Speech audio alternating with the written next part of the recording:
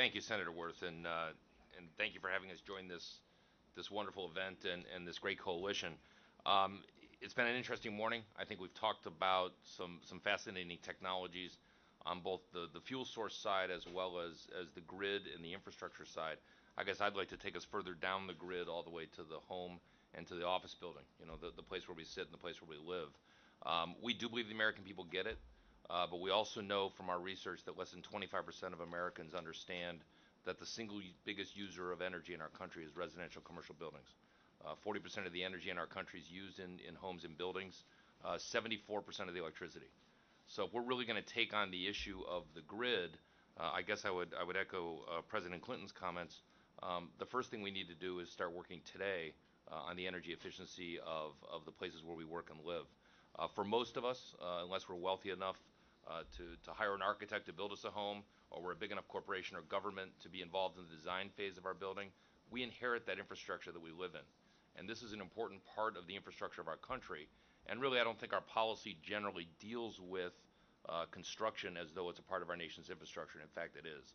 I think there's an opportunity through this coalition and through new policy to establish a public-private partnership between good government regulation that establishes performance standards in construction, that encourage us to get to higher levels of efficiency, that give incentives in existing buildings to get them to higher levels of efficiency. We'll see that with weatherization. We are eager to get in the game of trying to figure out how to get the weatherization money into the marketplace to get our economy to be more energy efficient.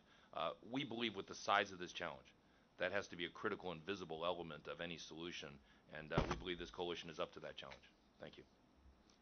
Great, thank you very much, and we appreciate that. Michael and Owens Corning has certainly been a leader, along with your sort of sister company, I guess, Corning, in terms of the revolution that existed before in fiber optics.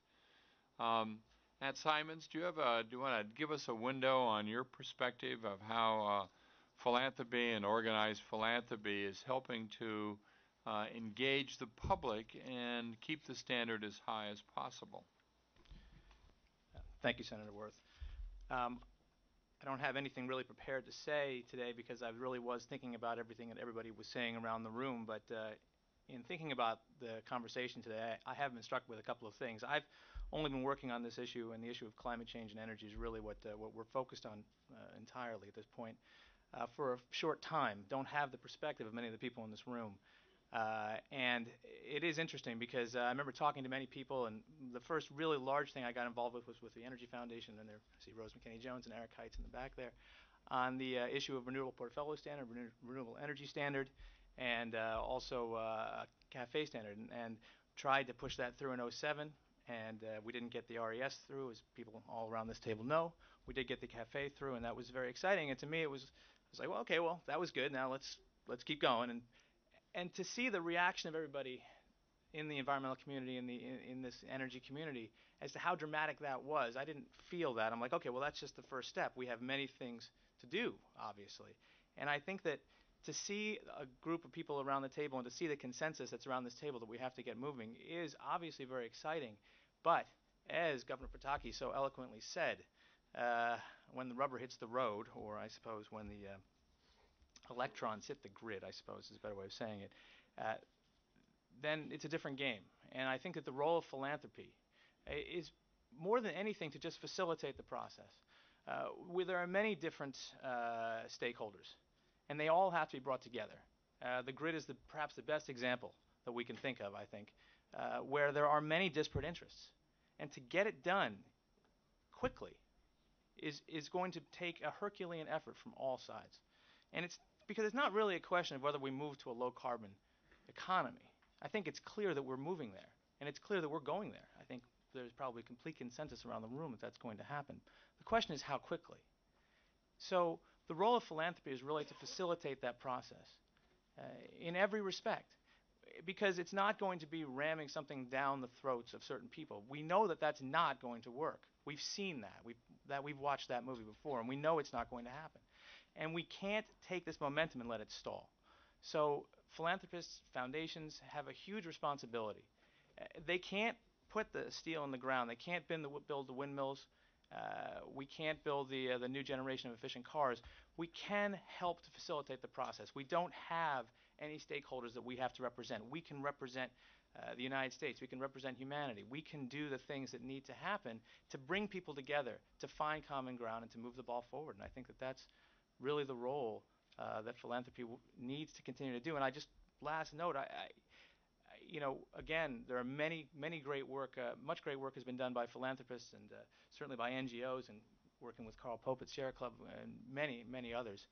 But there does need to be more capital to move into from philanthropy. There need to be more funders. And I think that foundations are starting to understand that, but they have many legacy positions.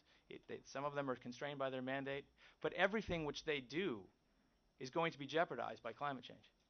All the good work that they do, feeding people, clothing people, educating people, trying to raise up the world from poverty, is all jeopardized by climate change. So it's in everybody's interest that this happens. And I certainly hope that more capital comes in from existing foundations and from new foundations. And hopefully we can, because it's needed. It's clearly needed. Nat, thank you very much, and that's certainly reflective of earlier comments from President Clinton we're going to hear from in closing in just a minute. Before getting to closing, let me ask John Willinghoff from FERC or Fred Butler from NARUC. Both of them had been part of the discussion earlier this morning. Both of them are in these critical regulatory positions from the federal authority and the state regulatory authorities. If either of them have closing summary comments they might like to add to the discussion. John? Thank you, Senator Worth. And again, I want to thank Senator Reid and John Podesta for putting this together and having me here with this great group of people and the topics we're addressing here. In summary, I think what we have to remember here is certainly what Congressman Markey and Robert Kennedy said, and that is that the framework of the markets has to be gotten right. And taking up President Clinton's theme of not forgetting about energy efficiency, in framing those markets right, which FERC has the responsibility over the wholesale electric markets, we need to ensure that consumers can understand their part and can be part of those markets, that in fact they can play a part in being an integral part of the grid with demand response, with what I call dispatchable conservation.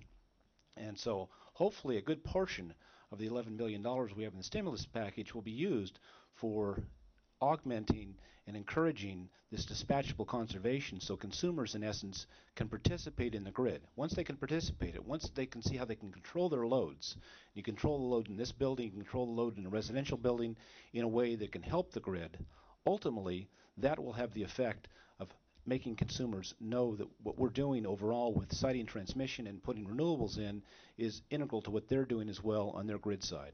And we talked about earlier needing storage. I think we have plenty of storage in this country. The thermal mass in the buildings in this country is more storage than we need. We just need to know how to control it. We have the way to control it from a standpoint of technology. We need the infrastructure. We need the communication standards. And I think there was a discussion about communication standards, and FERC has responsibility to do the standards for the smart grid. We're working with NIST on that. It has to be done, as Dr. Chu said, faster. We need to get moving on that faster. If we can do that, though, consumers then can understand how they're part of this grid process, and being part of that grid process, I think we'll all move ahead much faster. Thank you. Great, thank you, John. Fred Butler? And I'm going to come back to Boone Pickens, if I might. Thank you, Senator. And let me once again thank the organizers of this group. It reinforces in my mind that we are living in an extraordinary time that we can sit around this table and have this discussion that we need to have. I've repeatedly said that the times we live in remind me of the opening lines from A Tale of Two Cities. It was the best of times. It was the worst of times. It was a time of reason. It was a time of insanity. We all know why it's the worst of times, the economy and what we're dealing with. But it's the best of times because we're focusing on some issues that we have not been able to focus on for a long time. And that is a good thing. Now, we isolated three components of this, which was planning, siting, and cost allocation. Let me focus on the planning aspect and talk about the position of the states, which I represent from the National Association of Regulatory Utility Commissioners, in addition to being a regulator in my own state of New Jersey.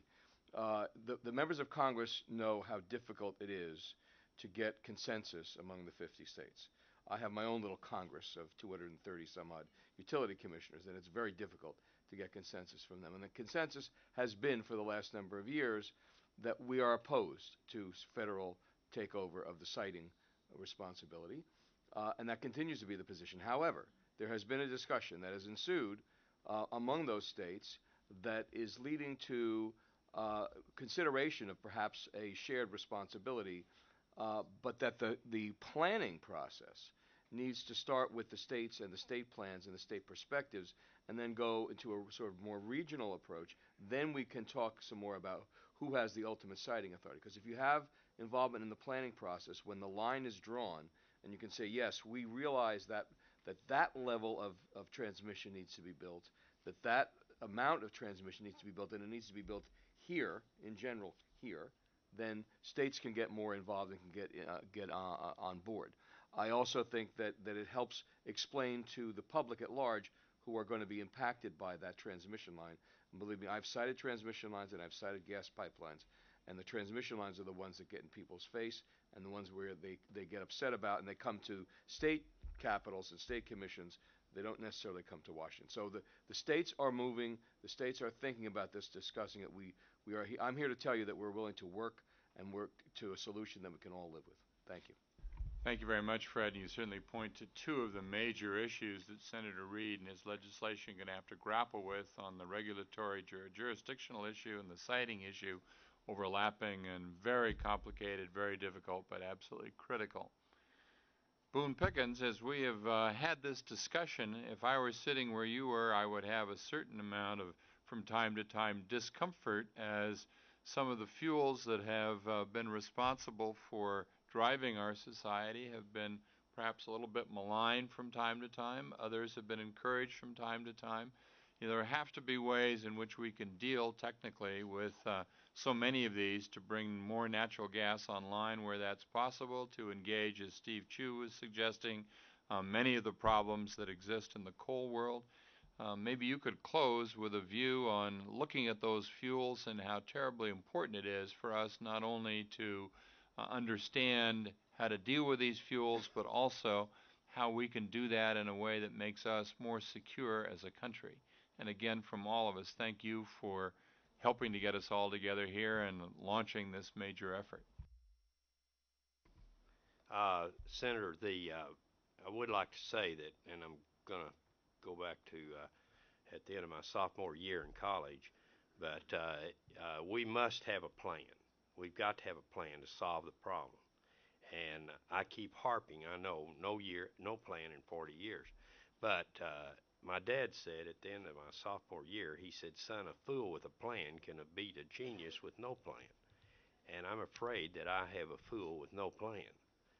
And I see us here. Let's don't let this opportunity get away from us. We've got to have a plan. The natural gas, there's no question, it's the only thing that's going to replace diesel. So we have to use it, and it's abundant, it's cheap, and it's ours. That is a key. The light duty goes to the battery, and that's the way it should go. The natural gas will be the bridge to the next generation of transportation fuels. How long does it last? 20 to 30 years.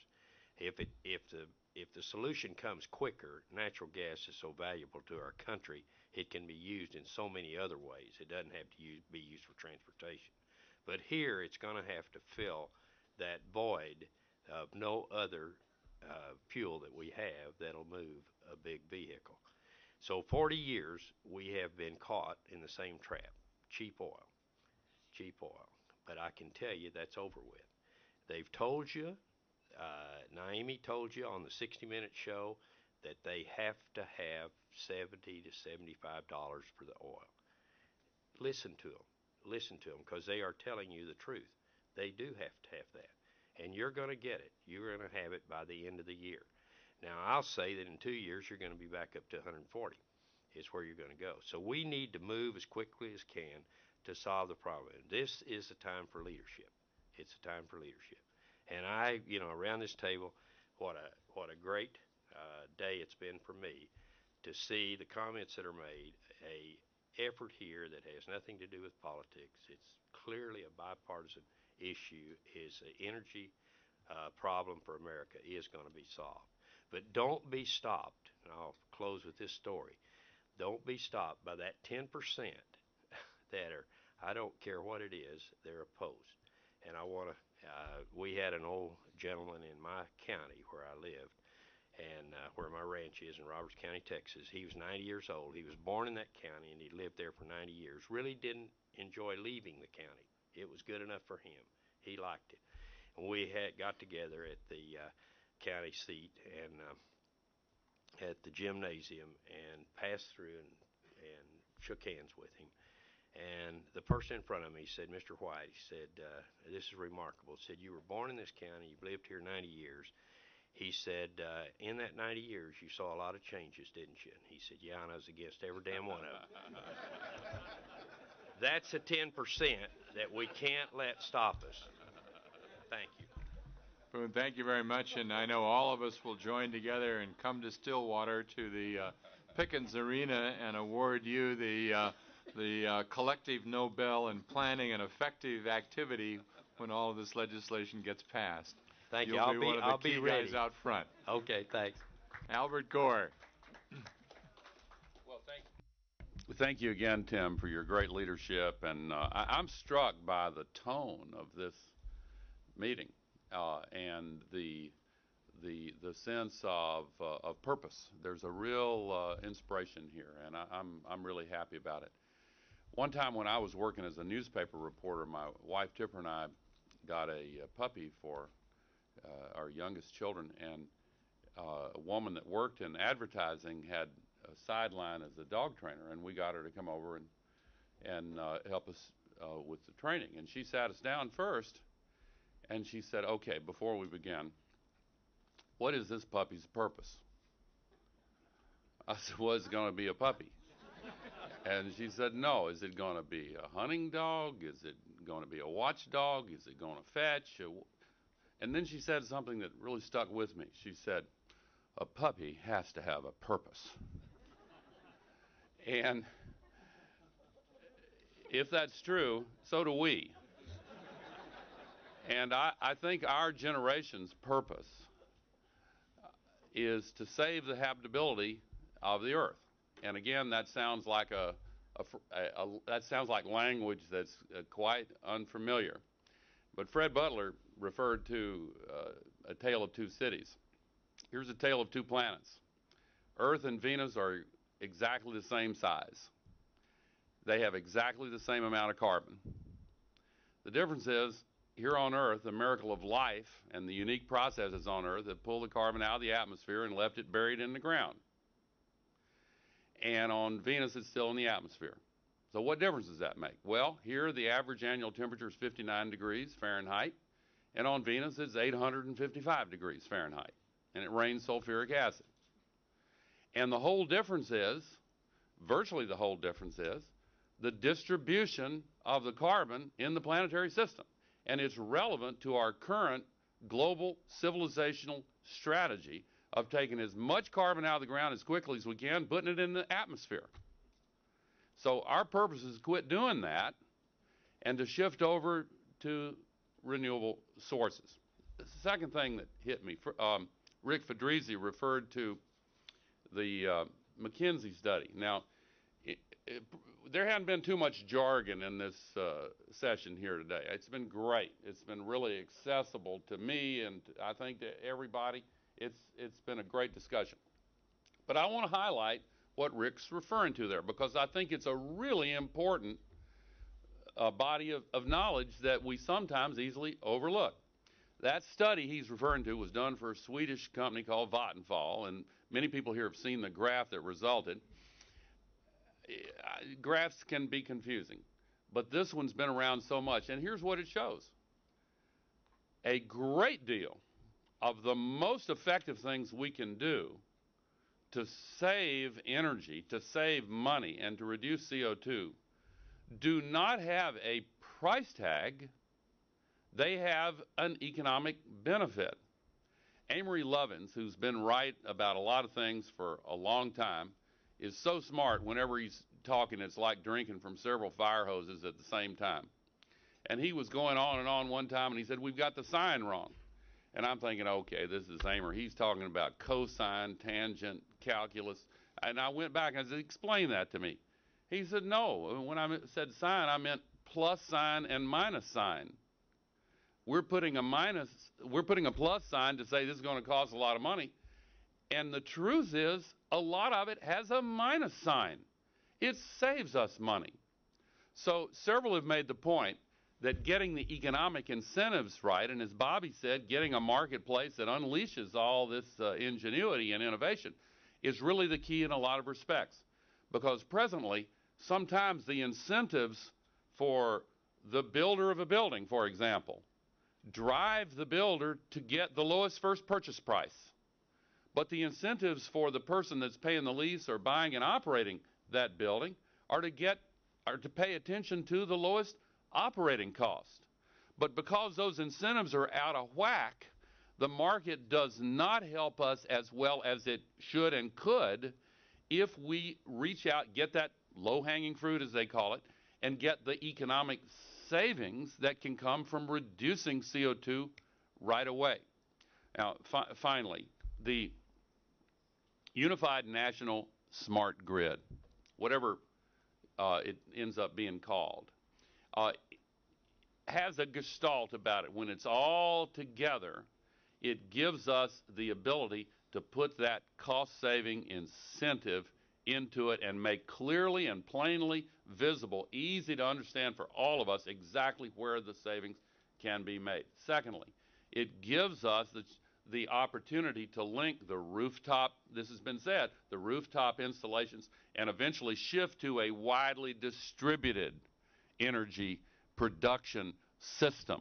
In the beginning, we're going to have these utility scale and the central station plants because we can't shift everything overnight. But eventually, with a unified national smart grid, it'll be flung out to the periphery, and we'll have this widely distributed energy generation capacity.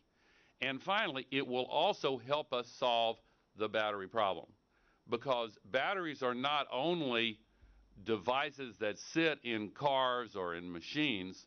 We can also have a widely distributed battery. And Secretary Chu said earlier, it solves the intermittency problem because some places the wind's blowing, some places the sun's shining, and we can move it around. But we can also use it to have stored electricity in cars while people are at work, in cars while people are asleep, in millions of smart devices that are connected with one another on the part of the internet that we as people don't use, that are constantly balancing this, and the consumption goes down and down. Electrifying the auto fleet, using natural gas for the 18-wheelers and the heavy vehicles as a transition, then we can get off of all those imported liquid fuels that come from foreign oil and foreign products and solve the security and economic problem and put people to work in the process. So I really think there have been very few meetings of this kind that I've gone to over the years that had as much consensus and good spirit as this one. And I just think keeping the momentum going and getting this thing really over the top, I'm really optimistic and hopeful. Thank you. Thank you very much, Mr. Vice President. You, as ever, have given us an overall framework and the purpose of this puppy, and we're going to drive it and train it and make sure that it stays in the right room and does what it's supposed to do as well.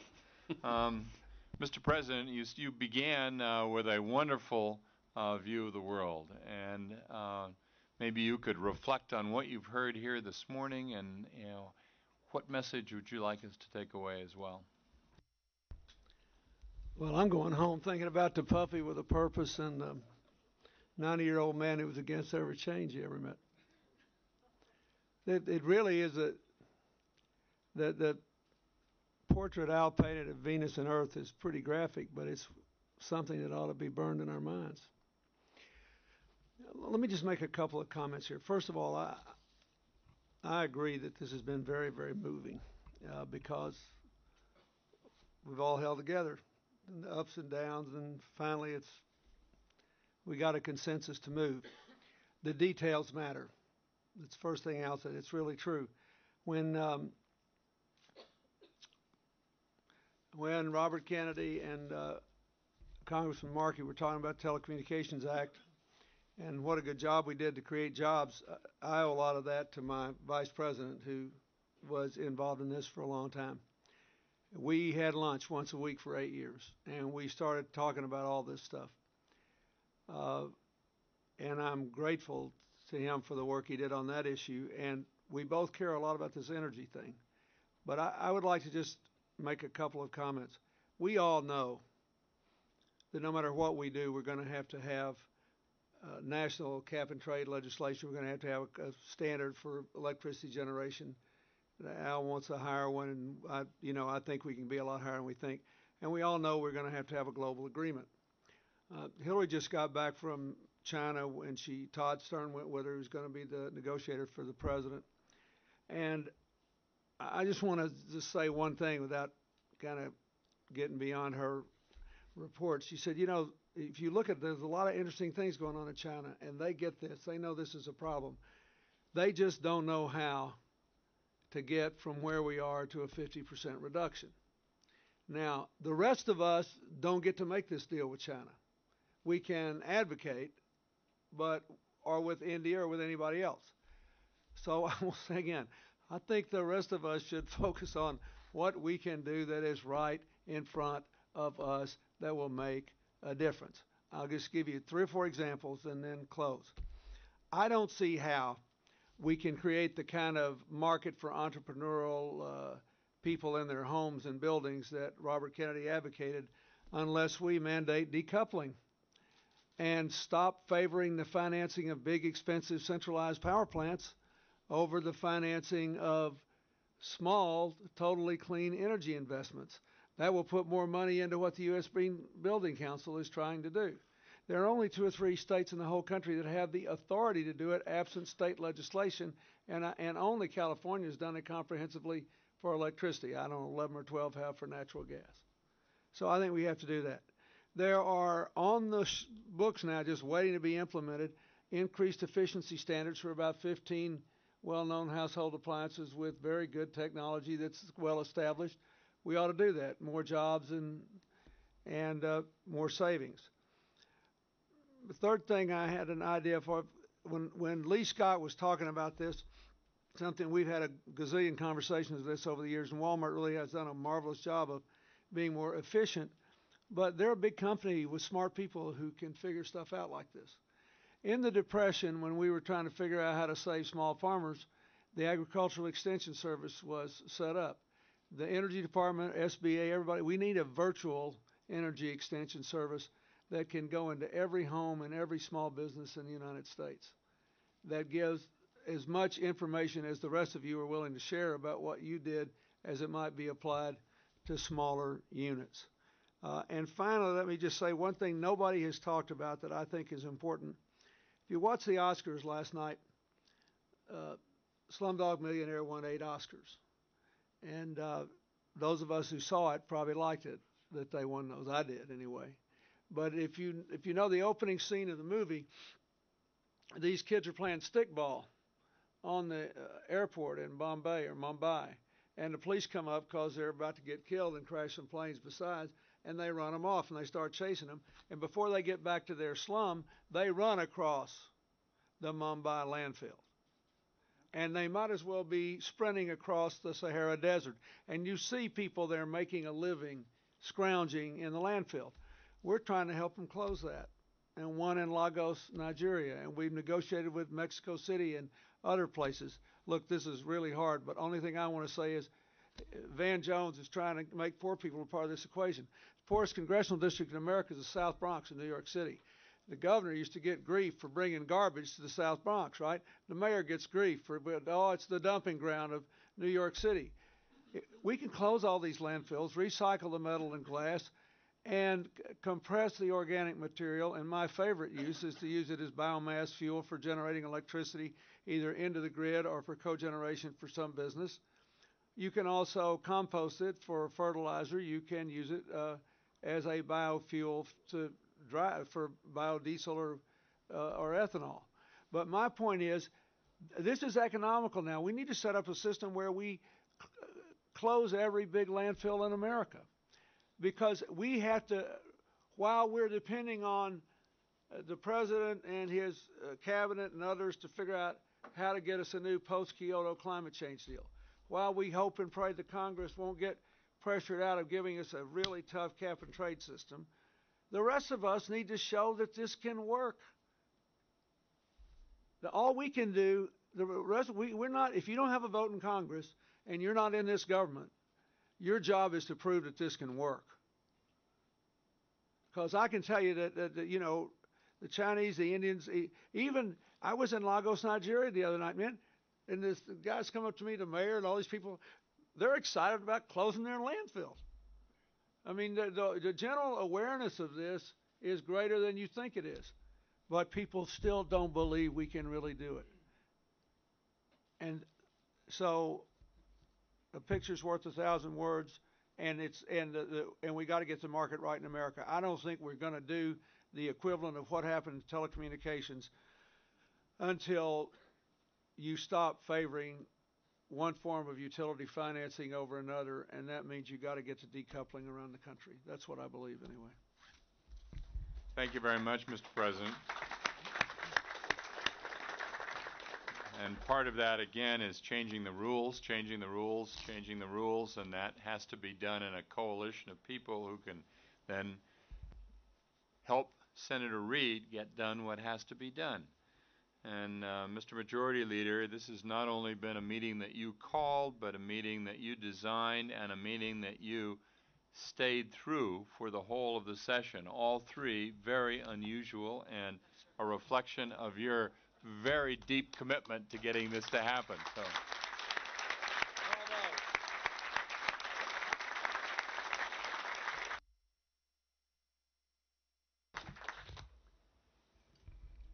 Everyone, thank you very much for being here. This is inspirational, but I always think about 60 votes. So, Senator Bingaman has left. We're going to do an energy bill real soon. I hope that we can focus on a renewable portfolio in that legislation. I hope we can focus on beginning the work that needs to be done on the highway to move this electricity where it needs to be done. We can do it. But the reason I was happy to hear what Boone said, you know, this is not a political meeting. The problems facing America today with our energy problem is not anything that affects Democrats more than Republicans or vice versa. We have a problem. We are not a secure nation importing 70% of our oil. We have to do something to clean up our environment. We must do that. And I would say with Vice President Gore and President Clinton here, they proved during their 8 years you can have a good environment and have a good economy. And that's what this is all about. So I so appreciate everyone's cooperation, their involvement in this. We've got a lot more to do. And as President Clinton said, those of us in government have a tremendous burden, but we can't do it without you. We all have a burden. And for Al Gore to listen to the facts that he's been giving us. I can remember his talking about this when we were both in the House together. He had that crazy chart in his office that kept going higher and higher and higher. This is something that I so admire and appreciate the work that you've done. This is something that certainly the world has recognized with the giving of you of that Nobel Prize. And you certainly deserved it. You deserve the Emmy. You deserve the Oscar. Thank you very much, everybody, for being here.